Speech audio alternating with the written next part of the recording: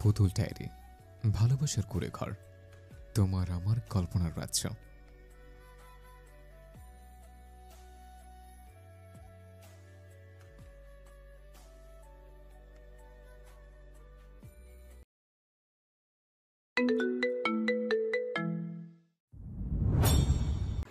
মেহনুর এগিয়ে যেতেই মেহরুব এক প্রকার দৌড়ে এসে ঝাপটে নিজের বোনকে বুকে জড়িয়ে নেয়, যেন ছাড়লেই এহসান মেহনুরকে এক ঝটকায় নিয়ে যাবে। মেহরুব পাগলের মতো বলতে থাকে, আমার বোন, আমার বোন, তুই ঠিক আছিস তো? কলিজা বল আমায়, তোর কোনো ক্ষতি করেনি তো? ওই পশুরা তোকে মেরেছে কি? বল বল, ভাইজানকে বল, তোর ভাইজান তোকে নিয়ে যাবে। দেখ, তোর জন্য চলে এসেছে। জানিস কেউ ভালো নেই তোকে ছাড়া। আমরা ওই জমি দিয়ে দিব, প্রয়োজনে সব দিয়ে দিব ওই লোককে। তার বিনিময়ে তোকে নিয়ে যাব। তোকে ছাড়া বাঁচবো না আমি। তোকে এই বাড়িতে এই নরখাদক তিলে তিলে শেষ করে দিবে। নিয়ে যাব তোকে। একদম হতাশ হবি না, আল্লাহ নিশ্চয়ই আমাদের সাথে আছেন। ভাইদের প্রাণ মেহনুর, সে জানে এটা, তাই মেহরুবকে আর ও শক্ত করে জড়িয়ে ধরে শান্ত করার চেষ্টা করতেই থাকে। কিন্তু কি শান্ত করবে, উল্টো নিজের ভেতর ফেটে কান্না আসছে, কলিজা ফেটে যাচ্ছে, ছিঁড়ে যাচ্ছে। ভাইজান কেমন বাচ্চাদের মতো করতে দেখে কান্নার জন্য কিছুই বলতেও পারছে না। ফুপিয়ে কেঁদে উঠে মেহনুরা চিৎকার দিয়ে বলে, ভাইজান শান্ত হও, আমার কিছু হয়নি, কিছু করেনি কেউ আমায়। ভাইজান শান্ত হও, ভাইজান শান্ত হও, শান্ত হও। আর কিছু বলতে পারছে না কান্নার জন্য, গলা ছিঁড়ে যাচ্ছে, কিন্তু কথা আর বের হচ্ছে না। ছেলে মেয়েদের এতটা আকুতি মিনতি দেখে মেহনুরের বাবা আর কিছু না ভেবে সোজা এহসানের পা জড়িয়ে ধরেন। চোখের জল ধরে রাখতে পারলেন না, কান্নায় কাঁপতে কাঁপতে বললেন, এহসান, আল্লাহর জন্য হলেও আমার মেয়েটাকে ছেড়ে দাও। আমার একমাত্র মেয়ে, আমি ওর জন্য বাঁচি। ওই আমার প্রাণ, আমার ছেলেদের প্রাণ। দেখো, আমার দুই ছেলে পাগল হয়ে গেছে। বড় ছেলে হাসপাতালে ভর্তি, কান্না করতে করতে তার শ্বাস বন্ধ হয়ে আসছে। আল্লাহর দোহাই লাগে, ভাই ছেড়ে দে, সারা জীবন তোর গোলামি করব, কিন্তু আমার মেয়েটাকে ছেড়ে দে, আল্লাহর দোহাই লাগে। এহসানের মন গলে না, উল্টো নিজের পা ছাড়ে মেহনুরের বাবার সামনে বসে হো করে হেসে বলে, কষ্ট হচ্ছে বুঝি? কষ্ট হচ্ছে তাই না? নিজের আপনদের জন্য, নিজের ছেলেমেয়ের জন্য। তাহলে ভাবো আমার আব্বার কতটা কষ্ট লেগেছিল সেদিন, যেদিন তোদের সামনেই আমার বড় ভাই মারুফকে খুন করা হয়েছিল। একবার ভাব পশুর দল কেমন লেগেছিল আমার আর আব্বার, যখন ওই জসিমরা আমার ভাইয়ের রক্ত দিয়ে আমাদের গোসল করিয়েছিল। আমি অবুঝ এহসানকে আমার ভাইয়ের রক্ত দিয়ে গোসল করিয়েছিল। আমার সামনে আমার ভাইয়ের নিথর দেহের বুক থেকে হৃৎপিণ্ডখানা টেনে ছিঁড়ে এনে ধরেছিল। তখন তোরা শুধু তামাশা দেখেছিস। তোদের চোখের সামনে তোদেরই চাচাতো ভাইকে খুন করে তোদেরই চাচাকে রক্ত দিয়ে গোসল করিয়েছিল, কিন্তু তোরা কিছু করিসনি। সেদিন যদি আমি 9 বছর বয়সের না হয়ে আজকের মতো তাগড়া যুবক থাকতাম, আমার ভাইজানরা বাড়িতে থাকতো, তাহলে এমনটা হতো না। তোরা 6 জন 6 দিকে যদি আসতি, তাহলে আমাকে আর আমার আব্বাকে বড় ভাইজানের রক্ত দিয়ে গোসল করা লাগতো না। কি এমন হতো রে, তোরা একটু সাহায্য করলে? আমরা তো এক রক্তই ছিলাম, তাহলে এখন কেন আমি তোর মেয়েকে, তোর পরিবারকে দয়া করব বল বল? এই বলে এহসান মেহনুরের বাবাকে ধাক্কা দেয়। মেহনুরের বাবা মাটিতে থাপাস করে বসে যান। কিন্তু আশ্চর্যের বিষয়, এহসান এত কিছু বলল, অথচ মেহনুর একটাও শুনতে পেল না।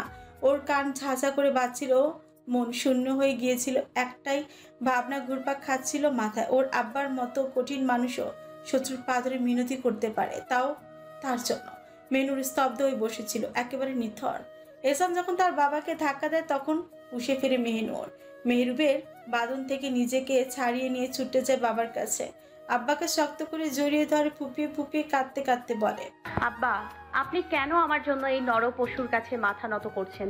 কেন আব্বা? আমার মৃত্যুর আগ পর্যন্ত আমাকে ছাড়বে না এই নরখাদক।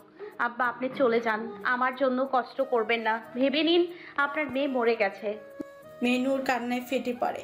এই হৃদয় বিদারক দৃশ্য দেখে মুস্তাফা সাহেব আর স্থির থাকতে পারে না। তিনি মনিরুলের হাত ধরে মিনতি করে বললেন, ভাইজান, আপনি কিছুই বলেন না, আমার ফুলকে ছেড়ে দিতে বলেন।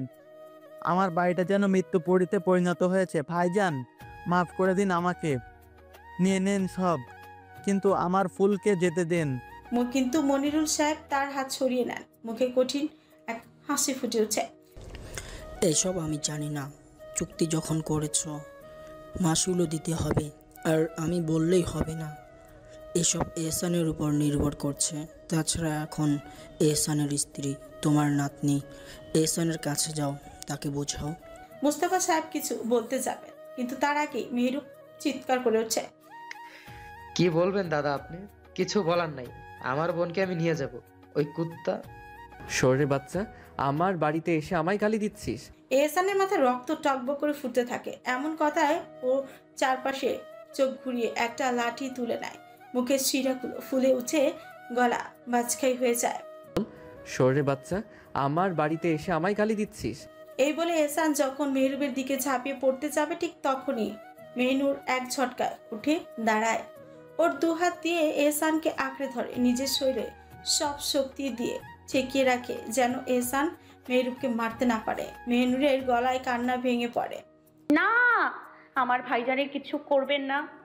এহসান চাচা, না চাচা, এমন করবেন না। মেহনুরের কান্নায় মুহূর্তের জন্য থমকে যায় এহসান। ওর বুকের ভেতর থকথক করে উঠে, যেন কিছু একটা ভেঙে যাচ্ছে ভেতরে। মেহনুর ওকে জড়িয়ে ধরে আছে একদম শক্ত করে। এহসানের গলা দিয়ে একটা দীর্ঘশ্বাস বেরিয়ে আসে। ওর হাত থেকে লাঠিটা পড়ে যায় মাটিতে। পরক্ষণে এহসান ওকে আরো শক্ত করে জড়িয়ে ধরে, ওর কপালে ছোট ছোঁয়ায়, গভীর গলায় বলে, এই নারী শুধু আমার, শুধু আমার। এই নারীকে যে আমার কাছ থেকে ছিনিয়ে নিতে চাইবে, মনে রেখো তার কলিজা ছিঁড়ে আনতে আমি এহসানের এক মুহূর্ত লাগবে না। তারপর কড়কড়ে স্বরে চারপাশের সবাইকে হুঁশিয়ারি করে বলে, তোরা চুপচাপ বেরিয়ে যা আমার বাড়ি থেকে, ভুলে যা তোদের মেয়ের কথা। আজ থেকে এই নারী, এই এহসান তালুকদারের অস্তিত্ব। এহসান মেহনুরকে সবার সামনে কোলে তুলে নেয় এবং তারপর নিজেকে নিজের কক্ষে নিয়ে যেতে শুরু করে।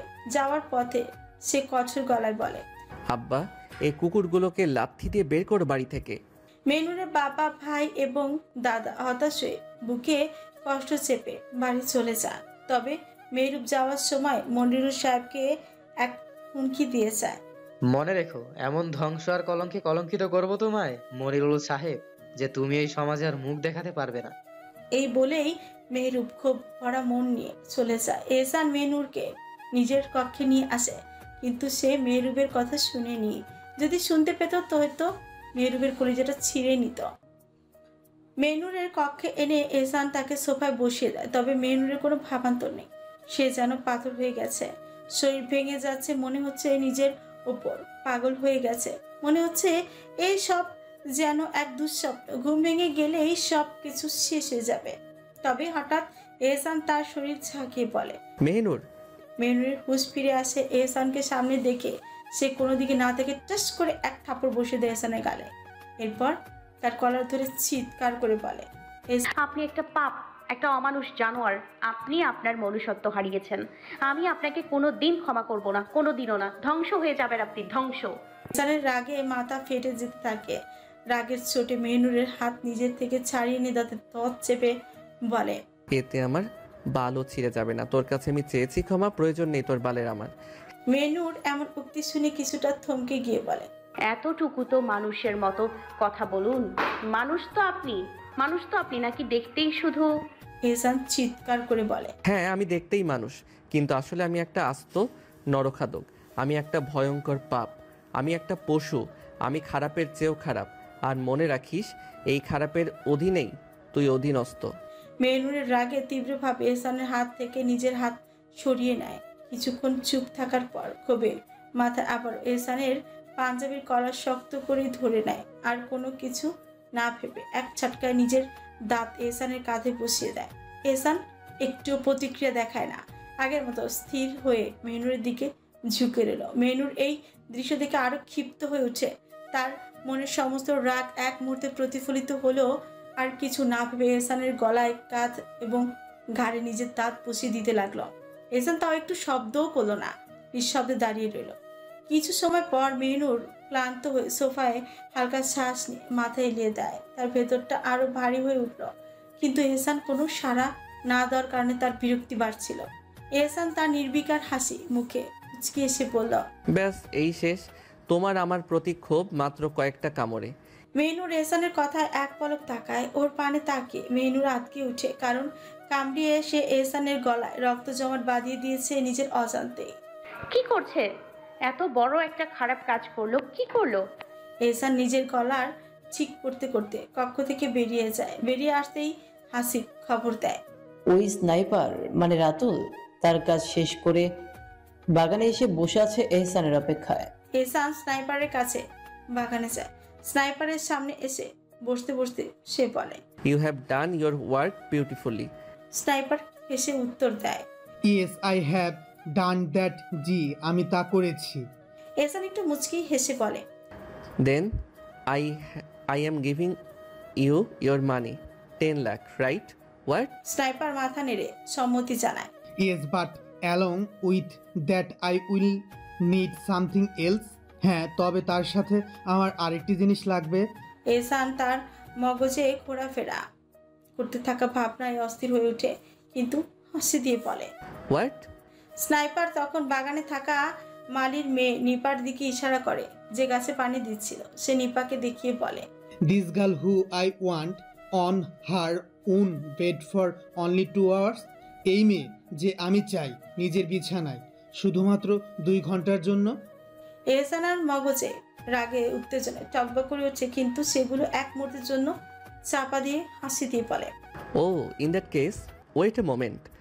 এহসান মুচকি হেসে হাসিবকে ডাকলো। হাসিব, ওনার জন্য বিশেষ উপহার রেখেছি, নিয়ে আয় তো সেটা। হাসিব থমকে যায়। এহসান বিশেষ উপহার কথাটা যখন বলে তখন তার মানে একটাই, কেউ পৃথিবী থেকে বিদায় নেবে। কিন্তু এই স্নাইপার তো তেমন কিছুই করেনি। তবে হাসিব কিছু না বলে নির্দেশ পালন করে। কয়েক মিনিটের মধ্যে সে এক বিশাল বক্স আর একটা অটো ড্রিল মেশিন এনে এহসানের সামনে রাখে। স্নাইপারটি অবাক হয়ে বক্সের দিকে তাকায়, কিন্তু কিছুই বুঝতে না পেরে কপাল কুঁচকে বলে, হোয়াট ইজ দিস ব্রো?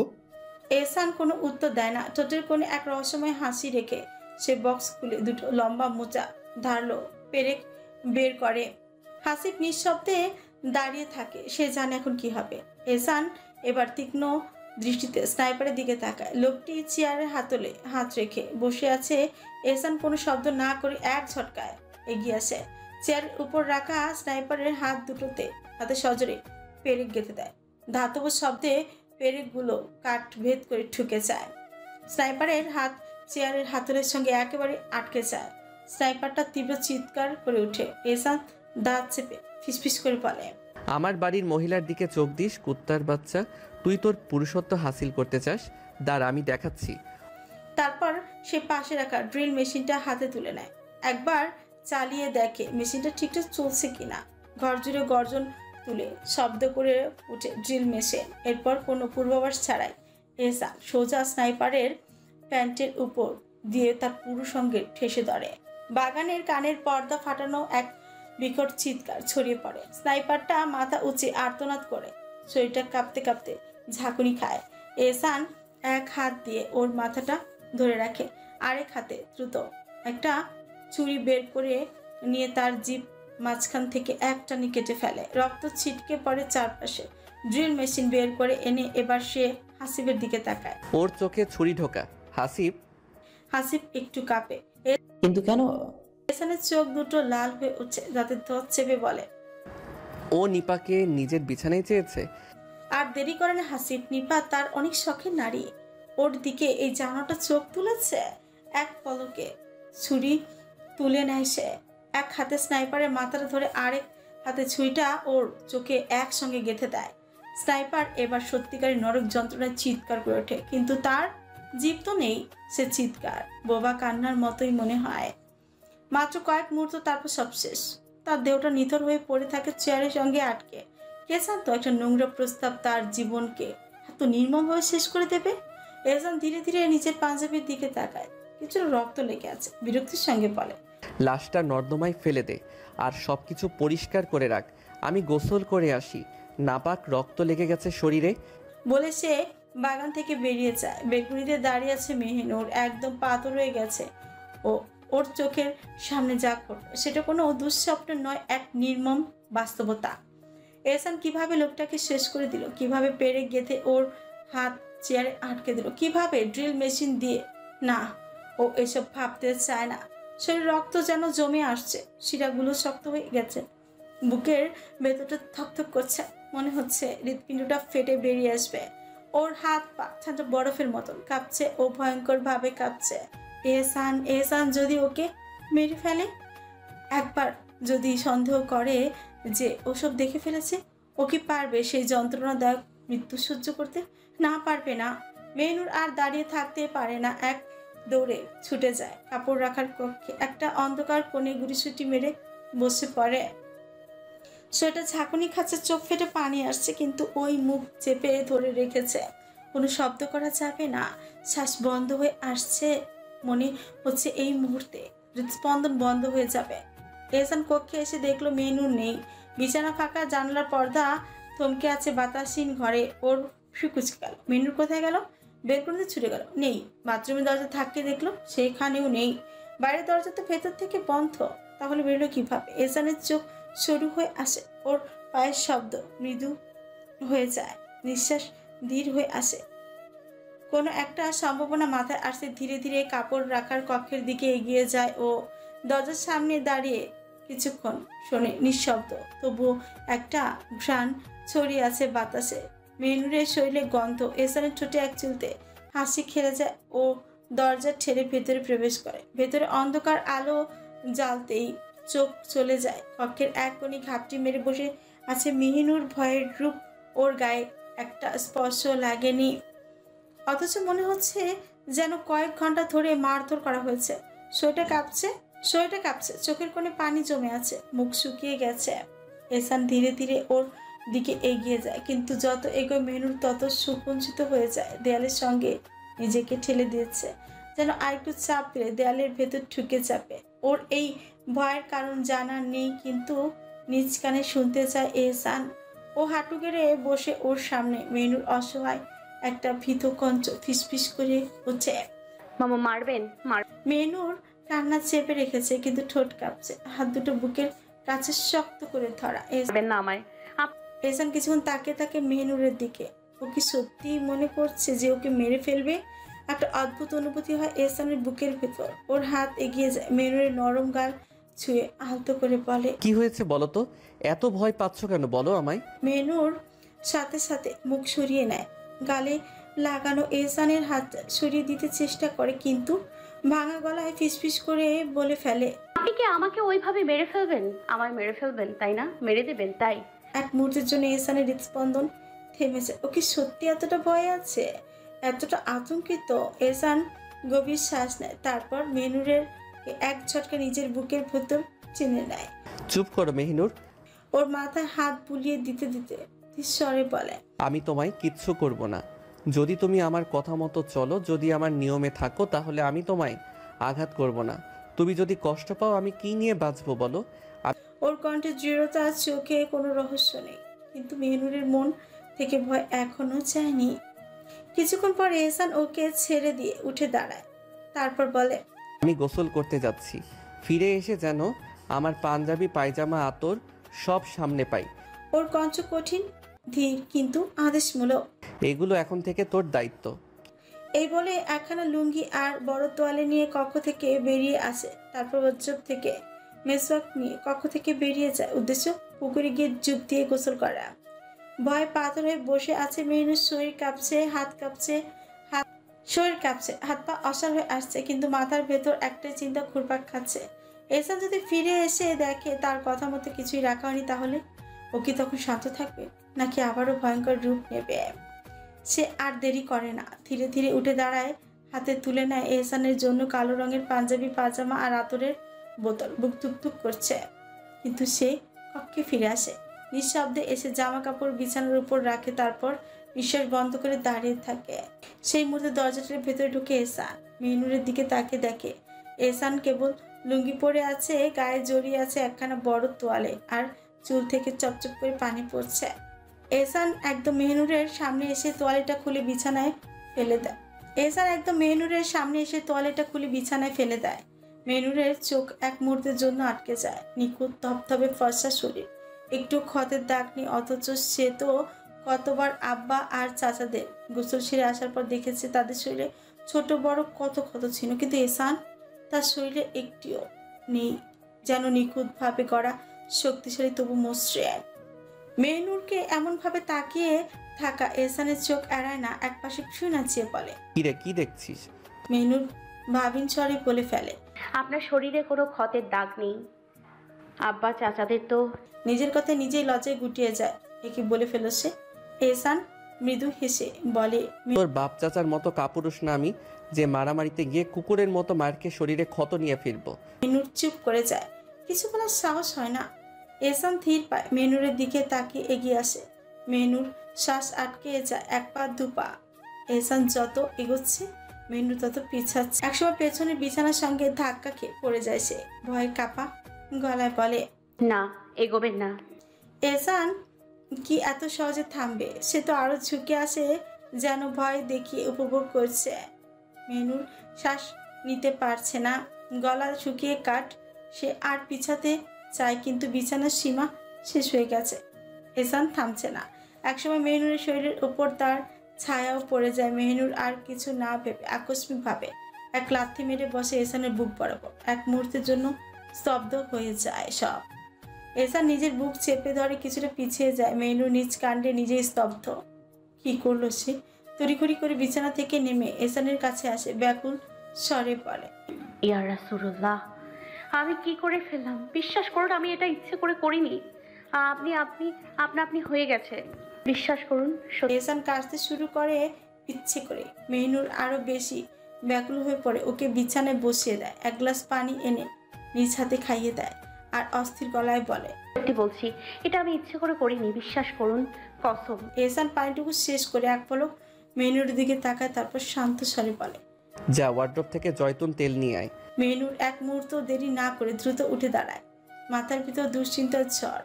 এখনো যদি এহসানের আদেশ না মানে তাহলে আল্লাহই জানেন এহসান ওকে বাজিয়ে রাখবে কিনা।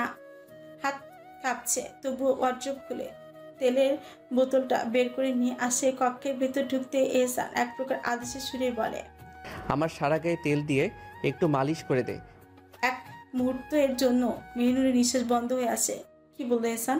ওর হঠাৎ করে ঘৃণা হতে থাকে। এই পাপির শরীর, এই কলঙ্কিত শরীর, যে হাতে হাজারো মানুষের খুন করেছে, যে শরীর পাপের বোঝা বইছে, সেই শরীর কি মেহনুর হাত রাখবে? না, অসম্ভব। কিন্তু সে কিছু বলে না, শুধু দাঁড়িয়ে থাকে এক জায়গায় বোবা হয়ে। এহসান একটু পরেই সেটা খেয়াল করে ফ্রু কুচকে বলে, এই কোথায় হারালি, শুনতে পাচ্ছিস না? মেহনুর ঝট করে উত্তর দেয়, আমি আপনাকে ছুতে পারবো না। এহসানের চোখে ফ্রু খানিকটা নেমে আসে, চোখ দুটো আরো গাঢ় হয়, গলায় চাপা বিস্ময়। কেন? মেহনুর চোখ ফিরিয়ে নেয়, অন্যদিকে কঠিন স্বরে বলে, আমি চাই না কোনো পাপিষ্ঠ পুরুষের শরীর স্পর্শ করতে। কক্ষের বাতাস যেন ভারী হয়ে উঠে। এহসান কিছুক্ষণ মেহনুরের দিকে স্থির হয়ে তাকিয়ে থাকে, তারপর মৃদু হাসে আর বলে, তুমি শুধু কি স্পর্শ করবে এই পাপিষ্ঠ শরীরে? তুমি তো স্পর্শ করেছো এই পাপিষ্ঠ অন্তর। মেহনুর বাক্যহীন হয়ে দাঁড়িয়ে থাকে। তার মস্তিষ্কে একের পর এক অস্থির চিন্তা চলে আসে। কিভাবে এহসান এমন কথা বলে বুঝে উঠতে পারে না, কিন্তু তার কিছু করার নেই। তারপর হঠাৎ করে এহসান তীব্রভাবে ধমক দিয়ে বলে, চুপচাপ যা বলেছি তা কর, নয়তো হাত কেটে রেখে দিব বেয়াদব নারী। মেহনুরের সারা শরীর এক শিহরণ অনুভব করে। সঠিক সময়ে বোধগম্য হয় যে তাকে এই কাজ করতেই হবে। এহসানের শরীরে তেল মালিশ, তবে তার মনে ঘৃণা আর সংকোচের চরম অনুভূতি ছিল। সে কি করবে না করবে কিছুই বুঝে উঠতে পারে না।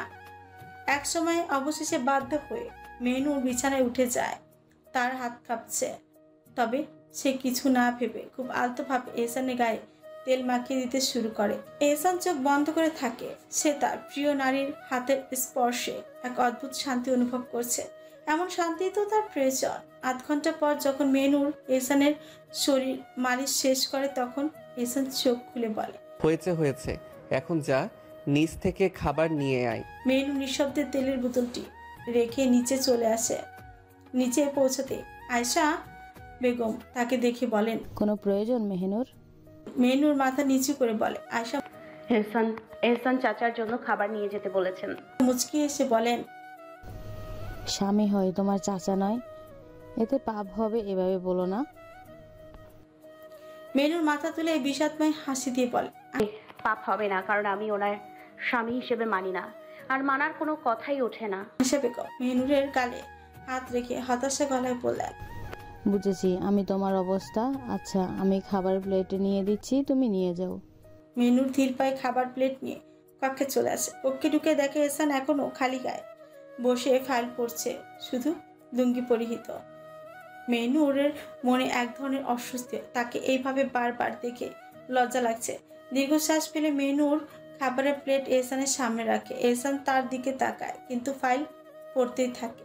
নিন খাবার। মেহনুর বলে।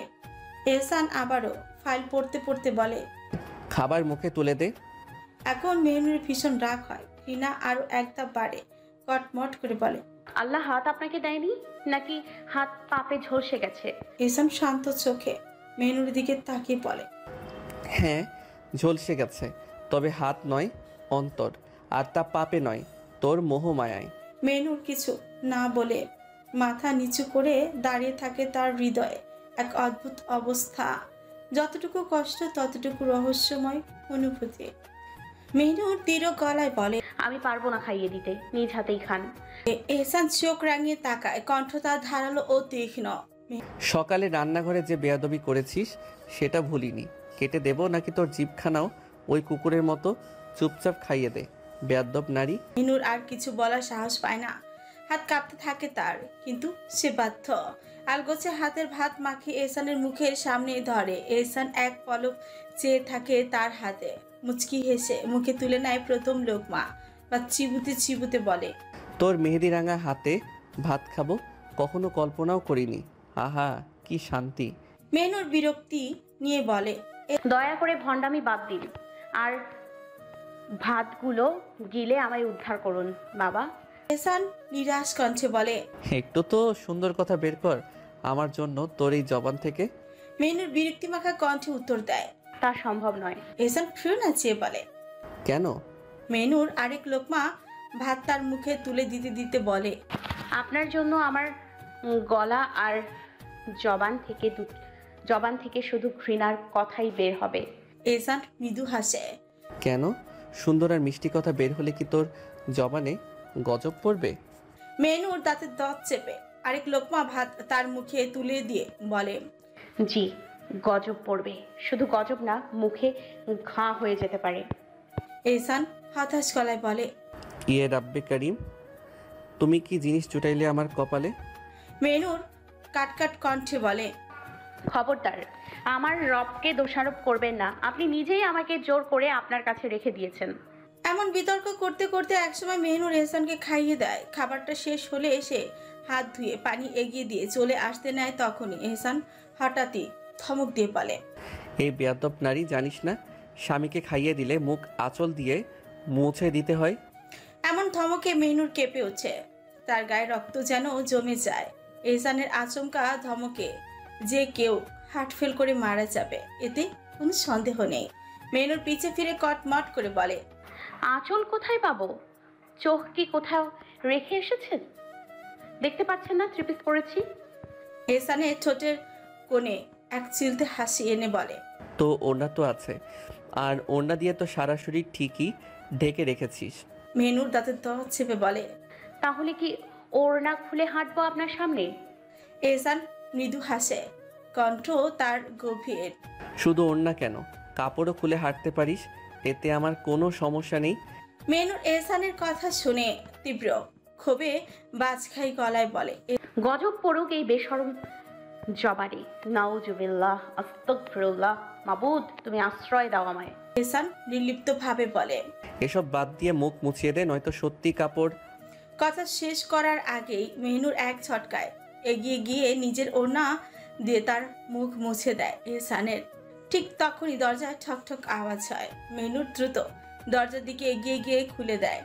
মেহনুর দরজা খুলতে এক মুহূর্তের জন্য থমকে যায়। এনিসা বেগম দরজার সামনে দাঁড়িয়ে, হাতে একখানা বড় কিসের থালা, যার উপর মখমলের লাল কাপড় ঢাকা। তার ঠোঁটে এক রহস্যময় হাসি খেলা করছে। মেহনুর এক পাশে সরে দাঁড়াতেই তিনি ধীর পায়ে কক্ষে প্রবেশ করেন। ঘরের মৃদু আলোয় তার চলার প্রতিটি ভঙ্গিমায় একটা আভিজাত্য ছাপে স্পষ্ট। মাথার উপরে শালীনভাবে ওড়না টানা, হাতে ভারী রেশমি চুড়ির খটখট শব্দ, আর চোখে মুখে এক অদ্ভুত প্রশান্তি, কিন্তু গভীরে যেন কিছু লুকিয়ে আছে। তিনি সোজা বিছানার দিকে এগিয়ে এসে থালা খানা যত্ন করে নামিয়ে রাখেন, তারপর ধীরে বিছানায় ঘুরে দাঁড়ান। মেনুর অবাক হয়ে চেয়ে থাকে, এক অজানা শঙ্কায় বুক থকথক করছে। কেন যেন মনে হচ্ছে এই মুহূর্তটার পর তার জীবনে কিছু একটা পরিবর্তন আসতে চলেছে।